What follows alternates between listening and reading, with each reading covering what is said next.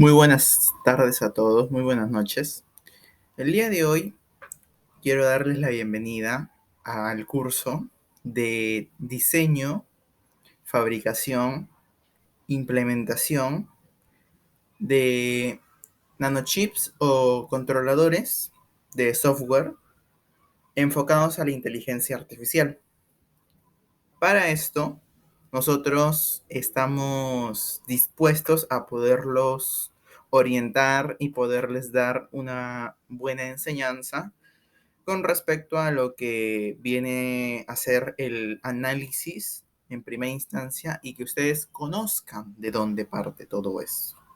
Mi nombre es André Luyo y el día de hoy yo voy a ser su docente y voy a acompañarlos durante todo el periodo del curso y voy a poder apoyarlos en todas las consultas que puedan tener a lo largo de todo este curso y que puedan en este momento de repente preguntarse ¿para qué sirve la fabricación de chips?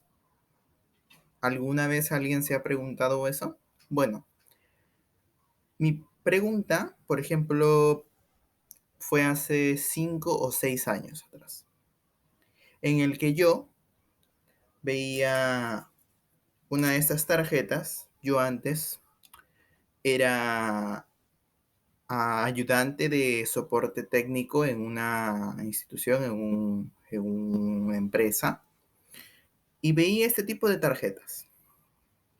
Este tipo de tarjetas se llaman memoria RAM y están ubicadas dentro de la computadora, dentro de su laptop, dentro de su PC y bueno, dentro del celular están ubicadas de otra manera y con otra arquitectura.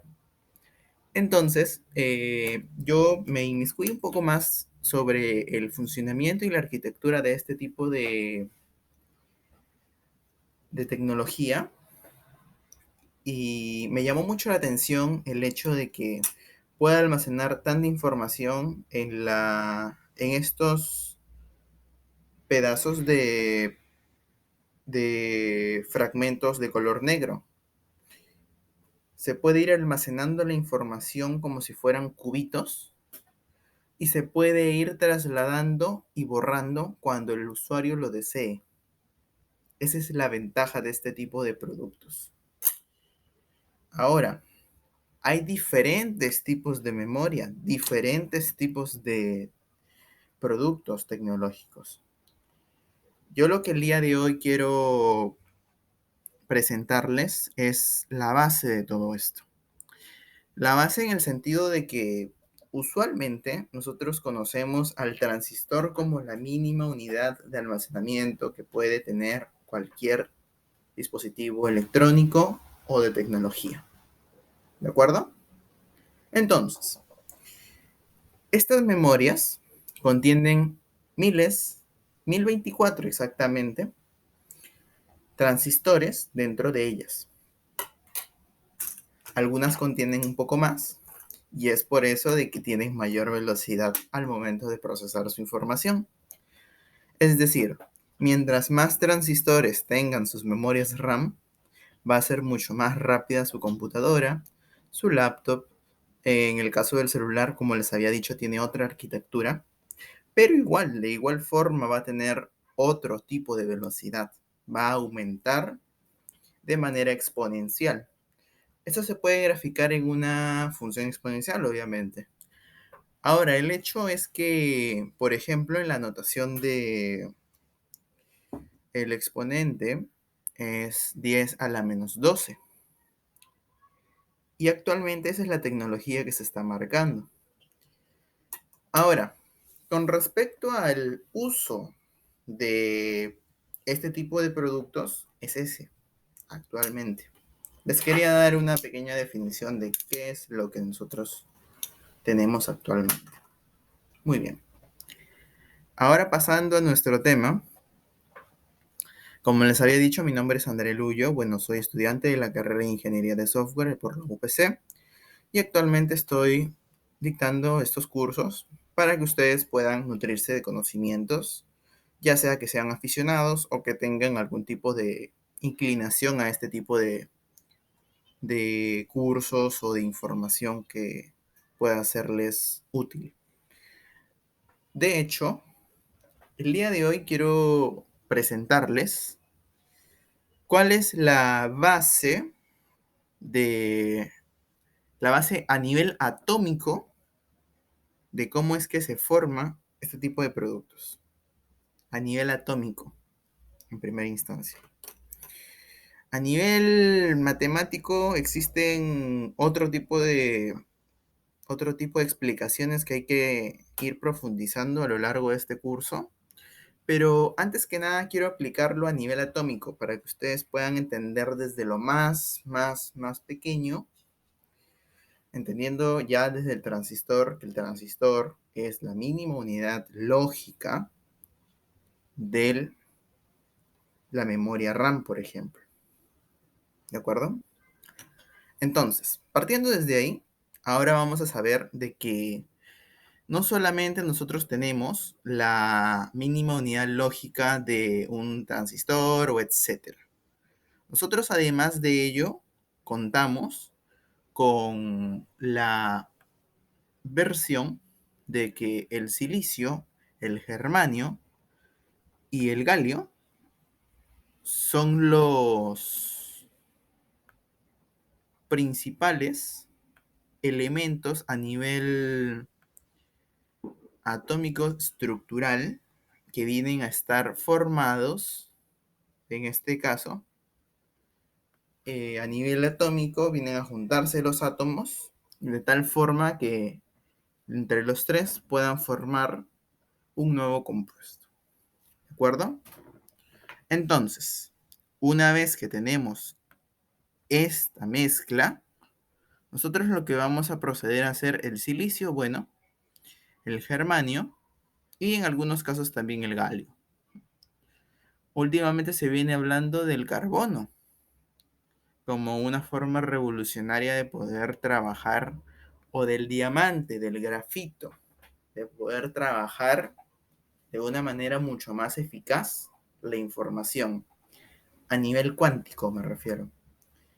Que, por ejemplo, la probabilidad de poder obtener un resultado a nivel estructural va a ser muy diferente a poder obtener un resultado, ya sea, por ejemplo, un análisis de estructura de ADN. Por ejemplo, la compatibilidad genética. Un padre va a hacerse un examen de compatibilidad genética con su hijo, ¿cierto? Entonces, ese padre va al médico y le dice, a mí me gustaría hacerme un examen de compatibilidad genética, y el médico le practica el examen de compatibilidad genética.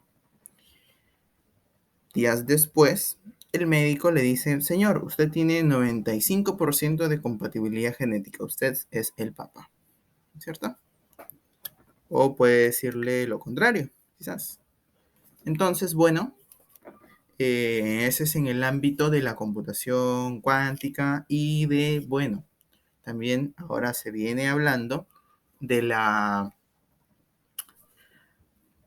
del diseño de prototipos a nivel de biotecnología en cuántica. Entonces, nosotros lo que vamos a tener es que el silicio es una estructura cristalina, ¿ok? Se cristaliza con el mismo patrón que el diamante, como les decía, ¿ok? En una estructura de Ascor y Mermin, llamadas celosías primitivas. Dos cubos que no van a colisionarse de cara centrada. Las líneas entre los átomos de silicio en la ilustración de la red, esta red que está de color azul y de color gris crema, van a estar siempre indicando enlaces en los vecinos más próximos. Es decir, por ejemplo, que mi tajador va a estar indicando un enlace en la punta de mi lapicero, ¿no? Un enlace. A eso me refiero con ese tipo de definición. Entonces, el lado del cubo va a ser siempre idéntico. Ahora, vamos a pasar a hablar sobre las propiedades del silicio. El grado de silicio es 2022 y el porcentaje en este caso, de mezcla va a ser de 95.5, de 99.5, perdón.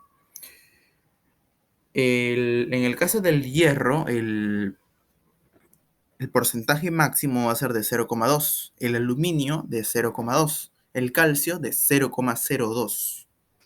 En el caso del grado del silicio, para la siguiente muestra, va a ser del 3303, de 99.5, del hierro 0,3, de aluminio 0,3 y de calcio 0,03. Nótese que en el caso del calcio, por segunda vez, va a aumentar una cifra hacia la izquierda, de 0. Entonces, en el siguiente cuadro vamos a poder obtener que otra prueba más hecha hacia el grado de silicio va a ser de 441, dándose así que el 99% va a ser mínimo y el caso del hierro va a ser el 0,4%. El aluminio va a tener un 0,4% y el calcio esta vez va a pasar a tener un 0,10%. En el siguiente caso va a tener el grado de silicio 411. El silicio va a ser 99%. En el caso del hierro va a ser 0,4. En el caso del aluminio va a ser 0,1. En el caso del calcio va a ser 0,10%. En el nuevo caso vamos a tener que es 553. Para el silicio 98,5. El hierro 0,5. El aluminio 0,5. El calcio 0,5, no, 0,30%. Tenemos la gráfica en la cual vamos a ir haciendo los enlaces a nivel global, a nivel desarrollado y a nivel semidesarrollado, como ya hemos indicado en la clase de mecánica cuántica hace algunas semanas atrás. El estado del silicio en su forma normal va a ser no magnético. Ahora, hay que acordarse muy bien aquí del puente de hidrógeno, del puente de London y del dipolo-dipolo, que son tres tipos de enlaces totalmente diferentes que hacen y generan comportamientos moleculares a distintos niveles. ¿De acuerdo? Hay que tener muy en cuenta eso porque a la hora de hacer las mezclas necesitamos tener mucha precisión para poder realizar una mezcla de manera correcta. Para la aplicación, como material refractorio, es decir, que se va a poder absorber, conservar energía y derivarla, es decir, va a poder transportarla, se usa en cerámica, en vidrio o en esmalte.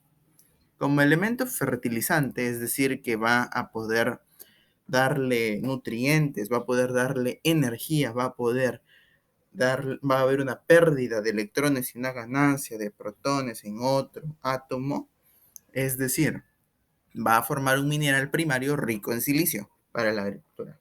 Puede ser, por ejemplo. Como elemento de aleación en fundiciones también, para la fabricación del vidrio, de ventanas y aislantes. El carburo de silicio es uno de los abrasivos más importantes. Se utiliza obviamente también en láseres para obtener luz con una longitud de onda de 456 nanómetros. ¿Se acuerdan muy bien de la fórmula de Broglie para poder obtener la longitud de la onda de la luz? Esa fórmula es la que vamos a tocar también. Así que vayan repasando la clase de mecánica cuántica. En el caso del germanio vamos a tener algo diferente. Bueno, no tan diferente, pero vamos a ver algunas propiedades nuevas. Es una estructura estable, comparten electrones formando enlaces covalentes, en el cual van a haber diferentes tipos de redes, van a permitir movilidades de electrones y va a ser aislante. Sus propiedades va a hacer que va a tener una forma natural de sólido y su aspecto químico va a ser blanco grisáceo. es un metaloide y el número atómico del germanio es 32. Acuérdense de eso. A nivel de fusión es de 1211,4 grados Kelvin o de 939,25 grados Celsius. Y el punto de ebullición máximo del germanio es de 3093 grados Kelvin o de 2820,85 grados Celsius. ¿De acuerdo? Eso es para poder hacer a nivel de fundición, a nivel de preparación de todos los materiales. Tenemos aquí el silicio en bruto, le decimos señores. Aquí tenemos el silicio, ya lo hemos recién sacado de la mina. Muy bien, lo traen de la mina. Se los dan. ¿Ustedes qué hacen? Les dan silicio en un montículo, les dan germanio en otro montículo, les dan aluminio en otro montículo. Ahora les dan hierro en otro montículo. ¿Qué es lo que hacen ahora? Primero determinan los estados de ebullición, determinan los estados de fundición, los estados de, en este caso, de covalescencia, de germanio en este caso, ¿no? Que ya los había mencionado anteriormente. Para la aplicación, bueno, son semiconductores. En este caso, este tipo de circuitos son semiconductores y permiten, pues, el paso de energía con radiación con un detector, si es que se utiliza el germanio, con un detector de radiación gamma. Pueden utilizarse también sensores, pueden utilizar otro tipo de productos. En el caso del galio, el galio tiene otro tipo de estructura. Las dimensiones de celda son algo muy usual en las estructuras de galio. Son ortorrómbica, centrada en las bases, en donde hay tres parámetros principales, que no se olviden, deben ser A, B y C, en los que cada uno deben ser A y B, deben ser prácticamente similares, y donde B tiene que ser aproximadamente la suma de A y B menos 100. Dado eso, se puede determinar los valores para cada uno. ¿Y por qué 100 me van a decir? Sucede de que al momento de realizar los procesos de ortorrómbica centrada en las bases, va a ocurrir que la dimensión de celda va a ser igual a 100 entre PM, que viene a ser igual al galio, o sea, a 1. 100 entre 1 da 100. Entonces, de esta manera, obtenemos que la dimensión de celda es igual a 100. Es por eso que lo tenemos que restar con 100. A menos C, A más B menos C, perdón. Sus propiedades vienen a ser diferentes tipos, ¿verdad? Por ejemplo, su punto de fisión de fusión es de 302,91 grados Kelvin. Las temperaturas medias en verano vienen a ser diferentes, vienen a ser muy variadas. Y el punto de galio es uno de los es uno de los que tiene más referencia de temperatura formal en escala internacional de temperatura. En el caso de la aplicación de este tipo de productos, bueno, se utiliza para lo que son las luces LED. Ustedes en algún momento habrán visto sus monitores. Sus monitores están llenos de luces LED. Solo que luces LED ya de mucha tecnología. Esas luces LED están diseñadas dentro de una matriz. Yo les había comentado hace tiempo en Fundamentos de la Inteligencia Artificial de que existía una matriz. En lo que es tecnología, nosotros trabajamos mucho con matrices. Existe una matriz en la cual la matriz almacena píxeles y los píxeles almacenan a estos diodos o a estos equipos electrónicos. ¿De acuerdo?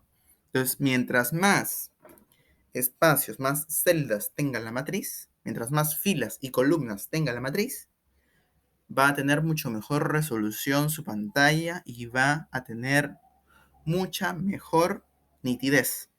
Es decir, si tenemos una matriz de 3x2, ¿ya? Y la vendo a 1200 soles. Tenemos una pantalla que tiene una matriz por dentro de 3x2 y la vendemos a 1200 soles.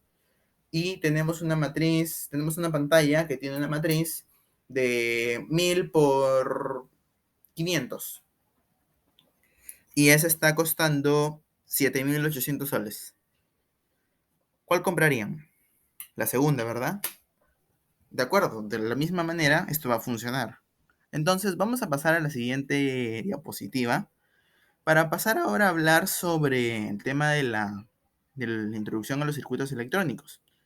Como ustedes bien saben, nosotros estamos componiendo de 5 ramas: del conductor, que viene a ser la tensión, la línea de tensión de energía eléctrica o carga, intensidad de la corriente eléctrica; la fuente, que viene a ser de donde parte la energía, la intensidad, la tensión de la corriente eléctrica; el nodo, que viene a ser la unión entre la carga, entre la línea de tensión y la fuente; la rama, que vienen a ser las derivaciones de los nodos; y la malla, que viene a ser, en este caso, la diferencia entre la rama, el nodo y el conductor. El conductor es un material con muy baja resistencia. La fuente da la energía. El nodo va a tener de dos conductores o terminales y va a tener, como el nodo 1 va a ser R1 y el nodo 3 R2, el nodo R3 va a tener el nodo R2, ¿no? El nodo R1 va a tener 62 ohmios, el nodo R2 62 ohmios y el nodo R3 va a tener 62 ohmios también. ¿De acuerdo? Una rama puede hacer circular la corriente. Por ejemplo, tenemos que la rama va a ser de 62 ohmios también. Una malla va a ser un camino por el cual se va a cerrar el flujo de corriente eléctrica o de corriente electrónica, si se desea llamar también. Para poder cerrar el flujo de corriente electrónica o eléctrica, necesitaremos una malla que vaya derivando la corriente de un circuito, de un nodo hacia otro. Es decir, como muestra la imagen. Tenemos 3 tipos de circuitos: el circuito en serie, el circuito en paralelo, el circuito mixto. El circuito en serie vienen a estar representados de tal forma en la que todos van a estar en una fila, todos van a estar siempre acompañados. Es como cuando tú haces fila en el banco, igualito. La resistencia 1, resistencia 2, resistencia 3, resistencia 4, 5 y el voltaje, que viene a ser la fuente. B1, que viene a ser 12 voltios. Es decir, que R1 más R2 más R3 más R4 más R5, el ohmio, o sea, la carga de 62 ohmios, tiene que ser igual a 12 voltios para que se pueda cumplir la ecuación. ¿De acuerdo? La corriente es la misma en todo el circuito.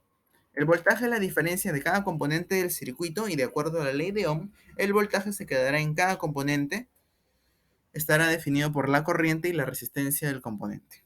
¿De acuerdo? La resistencia total se calcula como la suma de todas las resistencias que componen al circuito. ¿De acuerdo? Esta es la fórmula, si desean así hallarlo. Y bueno, en este caso el voltaje va a ser dividido entre la suma total, la sumatoria de todas las resistencias. Por ejemplo, en este caso, 12 entre la intensidad total de la corriente, que viene a ser igual a 12 voltios entre 4912 en resistencia ohmios. La intensidad de la corriente eléctrica va a ser total de 2000, va a ser 2442.9 miliamperios. En el caso del circuito paralelo, vamos a tener a todos sus componentes conectados entre sí, compartiendo 2 nodos en común. El voltaje va a ser lo mismo. La resistencia 1, 2, 3, 4, 5. Pero esta vez noten de que los ohmios de cada resistencia varían. El voltaje es el mismo para cada una de las ramas.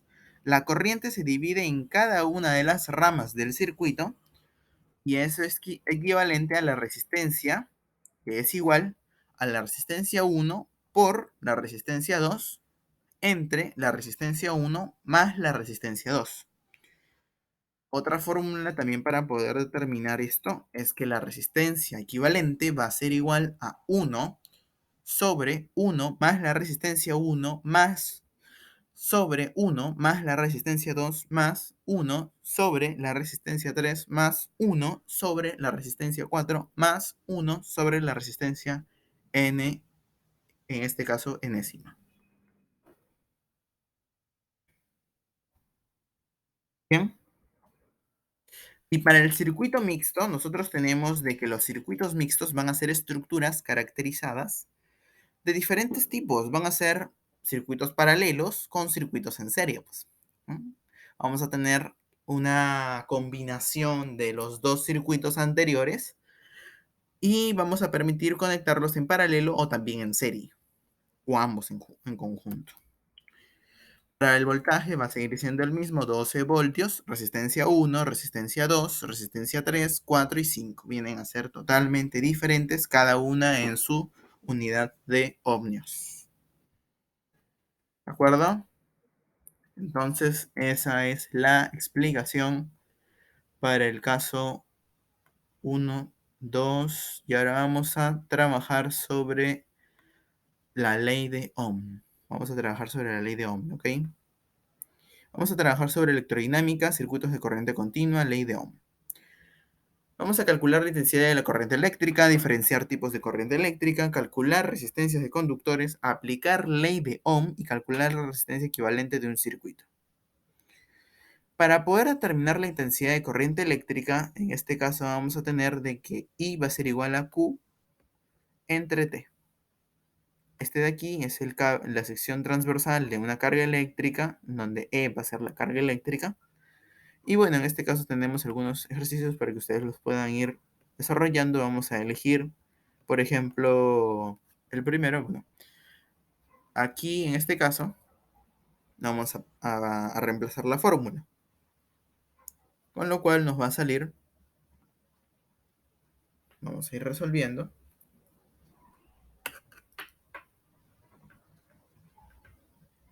nos sale 3.2 miliamperios. Vayan copiando. Vamos a hablar ahora sobre el voltaje.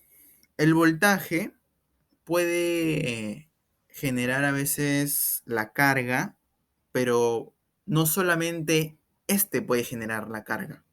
Principalmente el voltaje es la fuente más conocida para poder generar la carga, pero no siempre. Puede ocurrir una tensión, fuerza electromotriz o diferencial de potencial energético o electromecánico, en este caso. Existen tipos de corriente, la corriente continua, de cargas de flujo, la corriente de continua como de pilas o de baterías, y en este caso ahora la corriente alterna. Me voy a detener aquí un momento. La corriente alterna, ustedes ven aquí esta onda, esa onda es una onda sinusoidal, y esa onda es la que define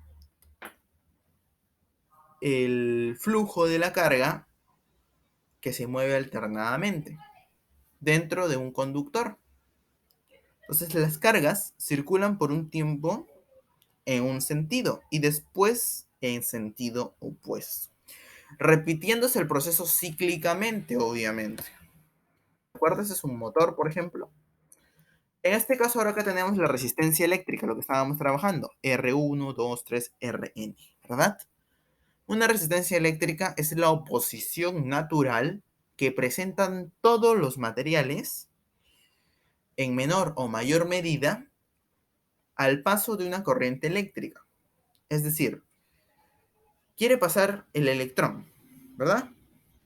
Entonces, lo que hace este individuo, esta R, la resistencia, es obstruir ese paso de corriente, ¿no? Se simboliza siempre por una R y acá está graficado, ¿no?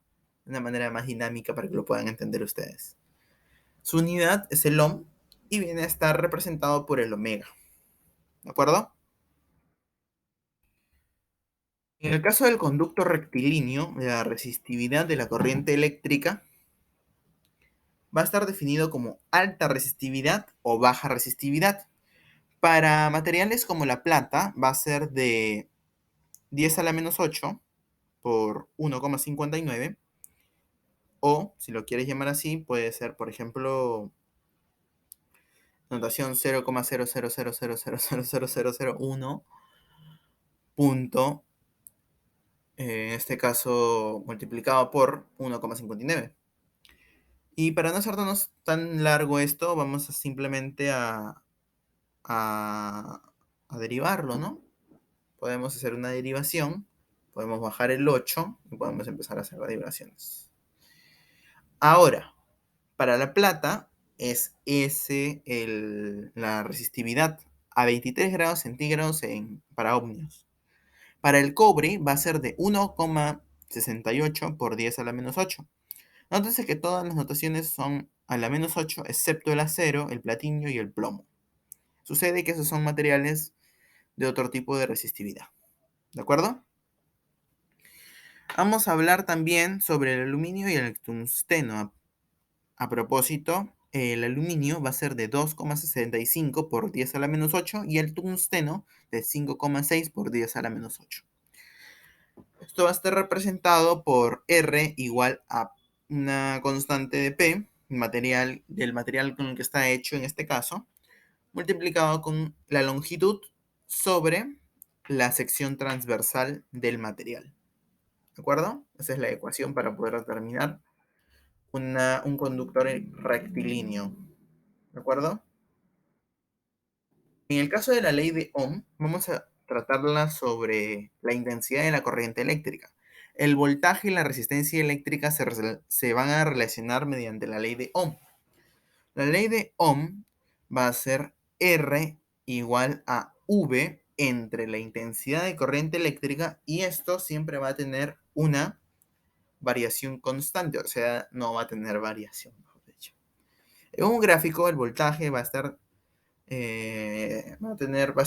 dividido por la corriente. La resistencia corresponde a la pendiente en una función, en una clásica función lineal. Y aquí, bueno, en unos ejercicios extras, los circuitos de corriente eléctrica continua. Un circuito de eléctrico continuo va a estar siempre asociado a elementos conductores que pueden hacer posible la circulación de la energía eléctrica, obviamente. Los consumos o resistencias son, en este caso, fuerzas electrónicas, electromagnéticas también, que transforman la energía eléctrica en otro tipo de energía. Elementos básicos de un circuito son el conductor, fuente de energía, consumos o resistencias. El consumo puede ser claramente representado por un foco o por un switch. La fuente de energía por una batería. La simbología va a ser la resistencia, esa línea de color negra curva, la fuente un más y un menos, y la corriente una sajita apuntando hacia una dirección. En el caso de la corriente continua tenemos obviamente el circuito eléctrico serie, paralelo y mixto, lo que ya hemos visto, en donde la pila, bueno, tiene 3 resistencias en cada una de ellas, con diferentes tipos de nomenclatura. Para el caso del circuito en serie va a ser la resistencia total y la sumatoria de cada una de las resistencias. En el caso de la intensidad, todas las intensidades de corriente van a ser iguales. Y en el caso del voltaje, la sumatoria de todos los voltajes que puedan existir dentro de un circuito en serie. ¿De acuerdo? Resistencias, sumatoria de resistencias, intensidad de corriente eléctrica, el total va a ser igual en todo. la resistencia, en este caso de la intensidad de corriente total, es igual a 40, ¿no? 40 coulomb. Entonces, en la resistencia, en la intensidad 1, quiero determinar la intensidad 1 en 40 coulomb. ¿Por qué? Porque la intensidad de la corriente eléctrica sale 40 coulomb. Y la fórmula me indica que todas las intensidades tienen que ser iguales. En el caso del voltaje va a ser la sumatoria de todos los voltajes. En el caso de la corriente continua tenemos que también tener en cuenta de que para poder realizar circuitos en paralelo, vamos a tener que 1 sobre la resistencia total va a ser igual a 1 sobre la resistencia de 1 más, en este caso, 1 sobre la resistencia de n, de cuántas resistencias existan. La intensidad, bueno, va a ser la sumatoria de todas las intensidades y el voltaje va a ser igual en todos los sentidos. En el caso del voltaje para corrientes paralelas, todos los voltajes van a ser iguales. ¿De acuerdo?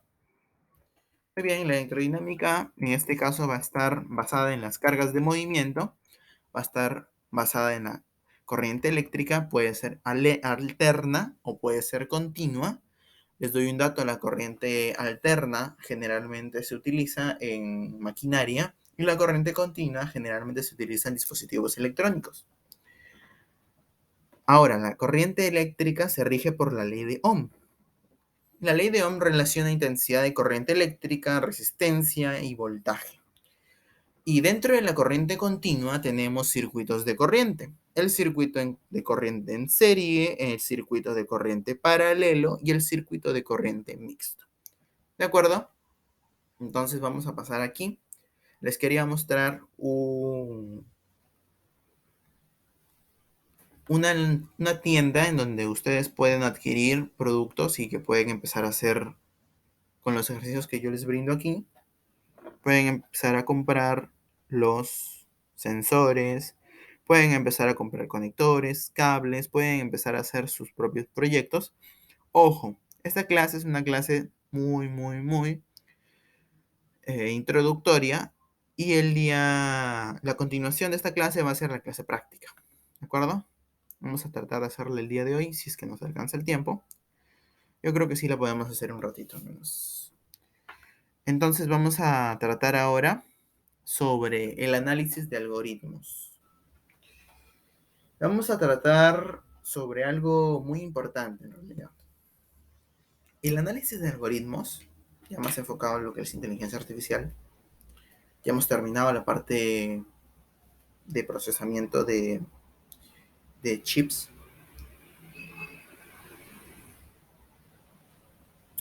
Va a estar basado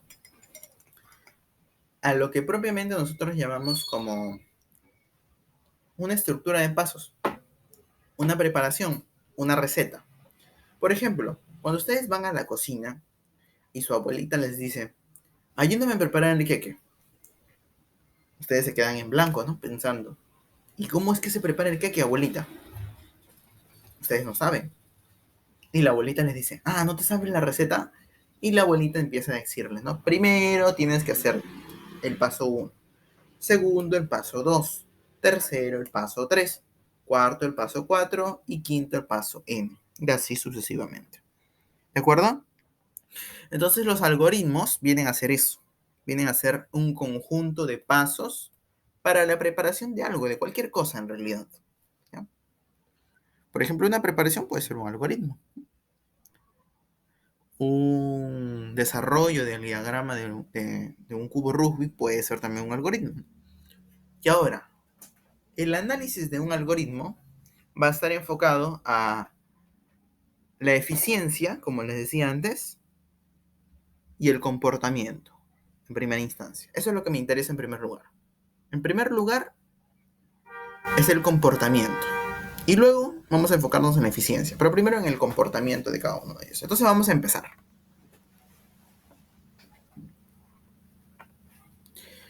El TDA es el tipo abstracto de datos. Es una estructura la cual nos va a permitir dar representación a funciones. En un problema fundamental, un algoritmo va a ser más eficiente en tiempo de CPU o espacio de memoria, o quizás en ambas. El análisis de algoritmo es el criterio de selección que está definido por un tiempo de CPU que implica que sean más eficientes al programa y que sea más rápido. El volumen, que tiene que tener una carga y un volumen de datos acorde a la eficiencia del programa, es decir, a la estructura que tiene el programa. Si es un programa muy grande, entonces tiene que tener un volumen de datos grande, pero que tienen que ser borrados de una manera en la cual no altere la rapidez del programa. A eso me refiero con volumen. El tiempo, la respuesta que tiene la aplicación frente a algún usuario. Llámese que, por ejemplo, quiero comprar en línea y se demoran 5 minutos en cargar la página de carrito de compras.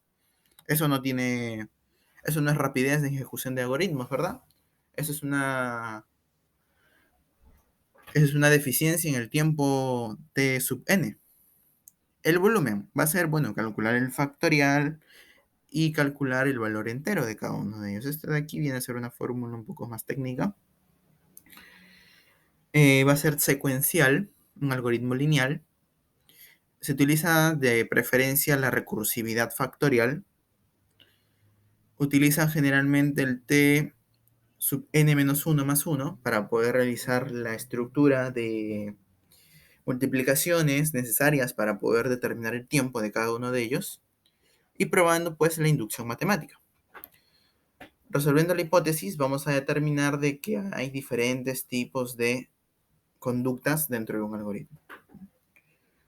Las torres de Hanoi, el problema de las torres de Hanoi pueden resolverse recursivamente, por ejemplo.